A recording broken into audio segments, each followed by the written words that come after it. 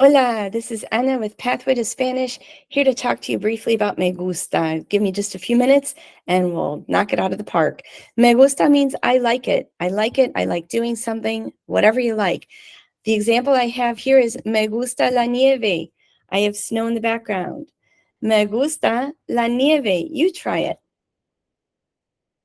Muy bien. If you don't like snow, just say no me gusta la nieve. Muy bien. Confuse me gusta with mucho gusto. Let's try those. Mucho gusto is nice to meet you. Mucho gusto. Muy bien. That's nice to meet you. I like it or I like something. Me gusta. You try it. Me gusta. Muy bien. So that's one thing not to confuse with me gusta. Mucho gusto, me gusta. Keep them separate. Also, you're probably used to verbs in the yo form ending in o. So here are some examples. You try them after me. Yo camino en el parque. Muy bien. Yo hablo español. Muy bien. Yo cocino la cena. You try it. Muy bien. So all these verbs end in o. Camino, hablo, cocino. Gustar is a different verb, so don't put an o there.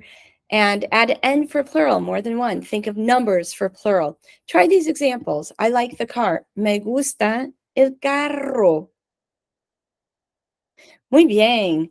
Make it plural, add n. Me gustan los carros. Muy bien. Let's try I like the movie. Repeat after me. Me gusta la película. Muy bien.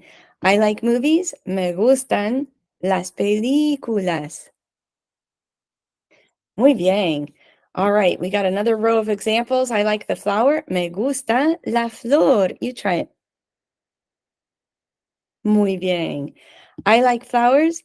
Me gustan las flores. You try it. Me gustan las flores. Muy bien. So notice that me gusta is for one thing you like. Me gustan is for more than one thing that you like. Don't try to make it oh like these verbs up here.